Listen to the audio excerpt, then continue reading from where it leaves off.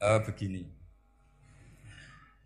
saya dari awal itu sudah saya perkirakan. Jadi kalau nasib saya baik, itu kalau kalian tidak paham, itu akan ngomong gini, wah ilmunya Gus Bah tinggi, sehingga kita tidak paham. Itu kalau nasib sedang baik. Kalau nasib saya buruk, itu minim artikulatif, sehingga menjelaskannya bulat. Itu pasti nggak pinter orangnya. Menerangkan saja tidak mudah apa? Difahami. Tapi kalau nasib sedang baik, sampeannya nggak paham, malah muji ilmu saya yang tinggi. Padahal kadang nggak memahamkan, memang rumusnya itu salah, sehingga bulat. Tapi insya Allah nasib saya malam ini baik. Begini, saya dulu pernah berdoa berkali-kali sama Allah Subhanahu Wa Taala bahwa saya ingin membaca Quran itu fasih fil makna. Fasih itu artinya jelas, runtutan logikanya jelas. Sehingga barokahnya fase itu logika Quran atau logika yang dibangun Quran itu menjadi benar-benar logika yang diterima siapa saja, termasuk diterima oleh orang kafir. Kita tahu Umar itu masuk Islam sebelum mondok apa enggak pernah mondok? Sebelum mondok, enggak pernah beliau ngaji tafsir. Enggak pernah mondok. Tapi beliau dengar Quran itu faham. Karena logika yang diutarakan Quran itu logika sesuai fitrah salimah. Sesuai akal yang apa? Sehat. Saya di mana-mana cerita karena ini kebanggaan para mufassir. Ketika Jubair bin Mut'im bin Adi menceritakan bapaknya yaitu Mut'im bin Adi. Beliau adalah orang yang sangat pintar sekali sehingga didelegasikan oleh kafir Quraisy untuk jadi negosiator di Asra Badrin. Jadi perang Badar itu kan ada Asra Badrin, orang-orang kafir yang ditawar Islam. Kemudian orang ini diutus untuk jadi negosiator. Singkat cerita pas datang ke Madinah, pas Rasulullah SAW baca surat Wattur wa kitabim mastur fi raqim mansur sampai ayat am khuliqu min ghairi syai'in am humul khaliqun. Sampai ayat am khalaqus samawati wal ard. Di ayat itu Allah menceritakan kalau Tuhan-Tuhan yang kamu anggap Tuhan itu sebagai Tuhan, misalnya Lata, Uzza, Manat, enggak apa-apa kata Allah. Tapi kata Allah saya minta bukti prestasi mereka apa kalau sebagai Tuhan itu. Apakah pernah ikut menciptakan langit bumi? Atau kalau enggak bisa menciptakan urun kata Allah, urun semen sak-sak kata Allah. Penting urun. Sehingga logika lalu terbangun, prestasinya apa? Tuhan-Tuhan yang kami tuhankan itu. Kata Allah, Qul ara'aitum ma tad'una min dunillah aruni madza khalaqu minal ardi am lahum syirkun fis samawati. Kalau mereka Tuhan, tunjukkan prestasinya ke saya, kata Allah. Apakah mereka terlibat dalam penciptaan langit dan bumi? Atau kalau enggak bisa menciptakan 100%, kata Allah setidaknya urun. Ya tadi urun semen, am lahum syirkun fis samawati. Syirkun maknanya urunan. Lalu ketuhanan berhala, Uzza dan sebagainya batal karena ayat ini. Orang kafir berpikir, wah ini tidak Tuhan karena enggak punya prestasi apa-apa. Lalu mereka secara ekstrim malah berpikir ateisme, tidak mengakui adanya Tuhan. Kalau enggak diakui adanya Tuhan, berarti alam raya ini dimulai dari ketiadaan. Logikanya berarti begini, hadhil maujudat khalaqahal adam. Langit yang karuan wujud, bumi yang karuan wujud, hewan-hewan yang karuan wujud, matahari, rembulan, lautan semuanya wujud. Kemudian semua maujudat ini dirumuskan khalaqahal adam, diciptakan oleh ketiadaan. Pertanyaannya adalah ma huwal junun asyaddu min hadza? Kegilaan apa yang lebih parah ketimbang ini? Karena sesuatu yang wujud dimulai dari sesuatu yang tidak wujud. Berarti sama dengan mengatakan hadhil maujudat khalaqahal adam. Semua yang enggak ada ini diciptakan oleh sesuatu yang enggak ada. Jadi semua yang ada diciptakan oleh sesuatu yang enggak ada. Maka Quran ketika ngendikan am khuliqu min ghairi syai'in. Apakah kalian semua atau mereka semua diciptakan min ghairi syai'in, min ghairi khaliqin maujudin. Saya ngecek di beberapa tafsir termasuk bukan kitab tafsir tapi maknanya sama seperti di Ihya. Masa alam raya seindah ini, seeksistensi ini, senyata ini kemudian diciptakan oleh sesuatu yang tidak ada. Mereka akhirnya mikir, ya harus diciptakan oleh sesuatu yang ada. Nah, karena sesuatu yang ada ini posisi pencipta, maka harus berstatus super. Nah, super ini oleh ulama dibahasakan wajibil wujud. Maka zat yang menciptakan ini namanya zat sing wajibil wujud. Lalu wajibil wujud ini oleh Islam disebut Allah Subhanahu wa ta'ala. Kayak apa fasihnya Quran bikin logika? Atau orang yang jadi Tuhan itu yang mengklaim sebagai Tuhan. Itu juga mungkin, yang penting mewujud. Siapa itu? Fir'aun. Fir'aun itu mengaku sebagai Tuhan. Dia sudah sah dari segi dia wujud. Namanya orang wujud, punya eksistensi, mungkin berkreasi. Saya ulang lagi, namanya orang wujud, punya eksistensi, tentu mungkin berkreasi. Tapi pertanyaannya begini, ketika Musa tanya, pertama ditanya Musa, lalu kamu kalau menyembah selain saya, nyembah siapa? Kata Musa, Rabbul Alamin. Siapa Rabbul Alamin? Rabbus samawati wal ardi, yang menuhani langit bumi. Terus kata Fir'aun, tidak jawab, manggil Haman. Haman, kamu kan arsitektur, coba ibnili sorhal ali abluhul asbab. Ya Haman ibnili sorhal ali abluhul asbab. Bangunkan sebuah piramida yang tinggi, la'ali at-tali'u ila ilahi Musa, saya ingin melihat Tuhannya Musa. Lalu, kemungkinan Tuhan di bumi, kata Fir'aun, ma'alim tulakum min ilahin ghairi. Kemana-mana saya melihat yang jadi Tuhan saya. Musa ngerti kalau Fir'aun ini pekok cara bahasa Jawa itu. Itu menerangkan sifatnya Allah itu dengan sifat yang sederhana. Tapi justru dengan sederhana ini Fir'aun tidak bisa jawab. Terus Nabi Musa ganti argumentasi, Rabbukum wa Rabbu abaikumul awalin. Yang nuhani nenek moyang kamu, leluhur kamu. Itu terperangah, kagetnya bukan main Fir'aun. Karena para umatnya, para punggawanya lalu berpikir, kalau ini Tuhan, berarti buyut-buyutnya enggak ada Tuhan. Kan Tuhannya datang terlambat. Makanya Pak Jokowi kalau dituduh PKI enggak terima. Saya ini lahir tahun berapa gitu. Pas ada PKI itu masih 4 tahun. Masa ada PKI balita? Ini enggak, ini ada Tuhan balita, Tuhan terlambat. Pertanyaannya adalah kalau Fir'aun itu Tuhan, lalu bapaknya, mbahnya, buyutnya Tuhannya siapa? Makanya ketika Allah disifati Nabi Musa, Rabbukum wa Rabbu abaikumul awalin, yang nuhani nenek moyang kamu, itu kagetnya bukan? Dan semenjak itu banyak punggawa Fir'aun yang iman. Ini yang akhirnya nanti jadi waqala rajulun mu'minum min ali fir'auna yaktumu imana. Atau yang menjadi ayat wajah rajulun min aqsal madinati yas'a. Kenapa mereka menjadi iman? Karena logika Fir'aun Tuhan itu gugur, runtuh. Bisori khil hujjah, dengan logika yang sangat transparan. Jadi ini perlu belajar tauhid. Jadi kalau sampean sudah kalah suara, jangan kalah logika. Kalau sudah kalah suara, kalah logika, jangan kalah tinggal mendengar saja kok tidak paham bambune gitu. Jadi ini sering saya utarakan. Makanya banyak ulama mengatakan fasihu ibaratil Quran itu bukan sekedar notnya atau sajaknya kalau boleh dibilang saja. Tapi karena runtutan cara berpikirnya. Maka kelihatan sekali di tema-tema Quran. Ketika nyifati Allah Rabbus samawati wal ardi tidak mengalahkan Fir'aun, justru dengan sifat yang ringan Rabbukum wa Rabbu abaikumul awalin bisa mengalahkan Fir'aun.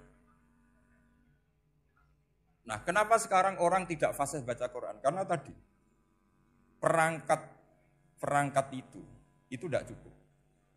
Saya berkali-kali matur, juga sering matur Mbah Mus. Saya itu masih belajar Al-Ibris, Mbah Misbah, Marbawi, semua khazanah tafsir, baik yang bahasa Jawa, bahasa Melayu, itu masih saya pelajari. Termasuk saya pelajari lughatnya. Mulai lughat yang setengah benar sampai macam-macam. Saya tadi matur sama Profesor Said Aqil Al-Munawwar. Memang bacanya harus urut, Said Aqil Al-Munawwar. Karena sekali salah, Said Aqil Sirat. Sebenarnya enggak apa-apa, ini sama-sama orang alim. Cuma enggak tahu nasib di publik ini, enggak tahu saya ya, macam-macam lah gitu. Namanya orang banyak. Enggak usah dijelaskan. Tapi semuanya baik. Saya pernah ketemu Pak Said Aqil Sirat itu bilang gini, Gus, orang jadi wali itu sebabnya 2. Mungkin kalau kayak jenengan banyak pecintanya, yang doakan banyak. Kalau saya banyak yang benci, itu ngirangi dosa gitu kan. batinku dasar wong alim bener wae. Jadi beliau nikmati memang itu. Karena mbah-mbahnya beliau itu sama dengan mbah saya yang dari keluarga Kudus. Buyut saya itu kakaknya buyutnya Pak Setaki. Jadi makanya jangan pernah benci orang alim. Orang alim bulet atau kayak opo itu masih saja punya alasan. Saya itu dengar Kiai Bisri, cerita Kiai Bisri itu tidak ada yang serius. Dulu ketika ada polemik haji yang mu'alim, itu orang kumpul semua di sini. Kata Kiai Bisri, sudah nunggu Mbah Fadl. Mbah Fadl sudah di rumah. Ngiranya orang itu ya Mbah Fadl rawuh dileteh. Setelah lama Mbah Fadl tidak datang. Loh Kiai Bisri Mbah Fadl tidak datang. Lah ya di rumah. Lah mana aku tidak ada? Ya di rumahnya sendiri. Karena beliau enggak pernah bilang di rumahnya. Orang saja yang kepikiran kalau itu rumah leteh. Itu mirip seperti guyonannya Rasulullah SAW. Nabi itu kalau guyon itu tidak pernah bohong. Makanya di tiba itu disebut wayam zahu wala yaqulu illa haqqan. Nabi itu ya guyon, tapi enggak pernah bohong. Yang bohong kan khayal kamu. Masyhur itu ada orang sepuh sowan Nabi. Di kitab saya itu perempuan, tapi di beberapa kitab lelaki. Saya tidak tahu pastinya berapa. Biasanya ahli hadis mentahmilkan taat dudul kisoten atau taat dudul waqiaten. Oke, kita bayangkan itu perempuan. Ya Rasulullah saya ini tergesa-gesa, nanti takut kemalaman. Ini orang sepuh. Jadi jangan kamu bayangkan Nabi Suwani wong ayu nom nanti jadi hop. Orang sepuh. Oh di sini aja, tidak usah tergesa-gesa pulang kata Rasul. Nah nanti gimana saya jalan kaki ya Rasulullah sampai kampung saya itu nanti malam. Kata Nabi, la ahmilan naki alab hinako. Santai saja nanti tak pinjemin anaknya unta. Kata perempuan tadi, ma fa'altu bibnin nako. Apa yang bisa saya lakukan dengan anaknya unta? Sudah tenang saja kata Nabi. Setelah mau pulang, disiapkan unta ya unta tua, unta layak dinaikin. Ya Rasulullah ini kok unta tua, katanya anaknya unta. Nabi dengan santai, oh masih tua ya anak unta. Jadi itu menafsirkan anak unta cilik itu kan pikirannya kamu kan. Sebetulnya anak unta itu ya tua pun anak unta. Maka saya itu yang termasuk bangga. Nasib saya nanti insya Allah kayak Gus Mus, kayak Gus Dur. Sampai tua dipanggil Gus. Tapi saya niatnya lebih buruk. Supaya nanti kalau saya salah pantas ngijek Gus. Tapi dalam kompetisi kadang Gus itu kalah. Itu dulu di Pondok Sarang itu kalau ke WC itu antri. Itu yang di WC didodok. Didodok. Supaya cepat keluar. Ayo cepat keluar, saya Gus. Dikira teror Gus itu yang di WC menjadi takut. Yang dalam WC gak kalah, saya malah kiai. Sehingga, jadi memang kacau, kalau sudah logika itu kacau. Tapi di Ihya kitab yang populer dikaji di pesantren, itu ada babnya. Qadiyat itu pengarang tentang betapa wajibnya takdim sama Rasulullah. Tapi punya bab mizahun Nabi, guyonan-guyonannya Kanjeng. Cuma Nabi seninya tadi, wala yaqulu illa haqqan. Meskipun guyon itu enggak pernah bohong, itu butuh seni itu. Bohong guyon tapi tidak pernah bohong. Tapi umatnya ada saja yang pernah niru, ya termasuk Kiai Bisri tadi. Sudah nunggu Mbah Fadl, sudah di dalam. Ketika ditunggu ternyata ya dalamnya Mbah Fadl sendiri, bukan di dalam apa? Ada seorang raja yang gemar kawin karena orang Arab gemar kawin. Itu setiap ada perempuan cantik ingin dinikah. Nikah itu masih baik, jadi sama ndak usah anti. Soal kamu dengki sama orang poligami itu ya hasud gitu. Yang layak biar poligami, asal ada yang mau dan siap-siap ada tambah satu, hilang satu. Biasanya kan. Singkat cerita dia itu cinta sama seorang perempuan. Nah perempuan itu ditanya-tanyakan sama pemuda situ ajudan dia. Gimana saya boleh nikah itu? Jawabannya tadi, kaifa tankihuha wa qad ra'aitu qabbalaha rajul. Kok kamu nikahi gimana? Saya pernah melihat dia itu dicium seorang lelaki. Kamu itu seorang raja, masa nikahi perempuan yang pernah dicium seorang lelaki? Wah itu miso-miso raja. Udah, enggak. Saya ini raja muslim soleh, masa nikahi orang yang pernah dicium lelaki? Suatu saat si pemuda ini menikahi perempuan itu. Mangkelnya bukan main, karena dia saingan sama raja, gak mungkin menang. Satu-satunya menang itu bikin hoax tadi itu. Ini cerita ini di ithaf, di sarahnya Ihya. Kamu kira di cerita Alfu Yaumin wa Lailatin Abu Nawas, enggak, ini cerita di Ithaf. Kitab yang sangat sakral karena syaratnya apa? Ikhya. Setelah nikah, maki-maki raja, orang tidak punya harga diri, perempuan pernah dicium orang kok dinikahi. Tadri mandalikar rojul, kamu tahu siapa lelaki itu? Gua abuha, itu bapaknya. Oh, terajan wasem, enggak ngerti kulit. Jadi apa? Kiai-kiai dulu itu rileks. Sehingga saya datang ke sini ketika diminta sama Mbak Mus. Sebenarnya enggak diminta, diperintahkan. Karena pasti pakai agak-agak otoriter gitu. Karena di atas kita, jauh di atas kita. Mbah Mun guru saja manggil beliau Lek. Karena kita tahu Mbah Mus punya ibu, ibunya itu binti Khalil Harun. Mbah Khalil itu, saya punya manaqibnya banyak tentang Mbah Khalil Harun. Jadi beliau itu adiknya Umar Harun. Mbah Umar Harun itu dulu alim-alimnya Ki Sarang, setelah Mbah Ghazali itu Mbah Umar Harun. Termasuk Mbah Khalil Harun yang ngaji sama kakaknya Umar Harun. Setelah beliau alim alama, singkat cerita setelah menyelesaikan pendidikan, pindah ke Kasingan itu dibawain santri oleh kakaknya, namanya Umar Harun. Nah Mbah Harun itu punya istri namanya Mbah Sinto, itu saudaranya Mbah Ghazali. Makanya Mbah Mun manggil Mbah Mus itu Lek, karena Mbah Mun ke Mbah Ghazali itu Mbah Mun, Nyai Mahmudah, binti Ahmad. Ahmad ini bin Su'aib, Su'aib ini juga menantunya Mbah Ghazali. Terus Mbah Ghazali, berarti Mbah Mun dari Mbah Ghazali generasi kelima. Kalau Mbah Mus kira-kira ya Mbah Mus, Nyai Bisri, Mbah Khalil. Nah Nyai Sinto ini sudah saudaranya apa? Mbah Ghazali. Berarti Mbah Mun dengan Gus Mus itu kalah satu tokoh di urutan nasab. Makanya manggil apa? Lek. Tapi Mbah Mus orang baik tidak pernah manfaatkan itu. Yang sering manfaatkan Mbah Nawawi itu. Karena pernah sepuh itu, wah sembrono kalau sama saya itu. Saya di mana-mana itu digosipkan murid beliau. Ya saya ikhlas saja, itu satu-satunya harga diri Mbah Nawawi, ya saya ikhlas. Saya ikhlas-ikhlasnya. Jadi karena memang saya manggil beliau juga memang pernah nyembah. Buyut saya kandung itu namanya Maimunah, itu mbaknya Mbah Dowi. Jadi saya ini juga Bani Lasem. Buyut saya kandung namanya Maimunah, istrinya Mbah Umar bin Arabi. Melahirkan mbah saya sampai ibu saya sampai saya. Saya teruskan. Jadi cobalah Quran itu dibaca secara fasih. Kalau ingin baca fasih caranya gimana? Kamu harus belajar balaghah, belajar lisanul Arab, belajar mantek, belajar logika. Nah, kalau logika itu tidak sampai, cari muhalnya. Ini fatwanya Said Robdon Al-Buti, juga fatwanya semua ulama usul fikih. Saya ulang lagi ya, kalau logika kamu nggak paham, cari sisi muhalnya. Saya ulang lagi, cari sisi muhalnya. Misalnya kamu angan-angan tentang Allah nggak dok. Sedurungnya Allah itu sopo. Misalnya kamu angan-angan gitu. Sama agama tentu itu dilarang, tapi orang filsafat tetap saja nyari itu. Lalu hentikan pencarian itu, yaitu tadi katakan saja hadhil maujudat yastakhilu ayyakhluqahal adam. Sesuatu yang maujud tentu enggak mungkin disebabkan oleh sesuatu yang tidak ada. Fa innal adama la yu'athiru aslan wa la yakhluqu aslan. Namanya sesuatu yang enggak ada pasti tidak berstatus pencipta. Namanya saja enggak ada. Akhirnya la buddha min ayyasbiqu hadzal alam maujudun. Maka alam ini harus didahului sesuatu yang maujud.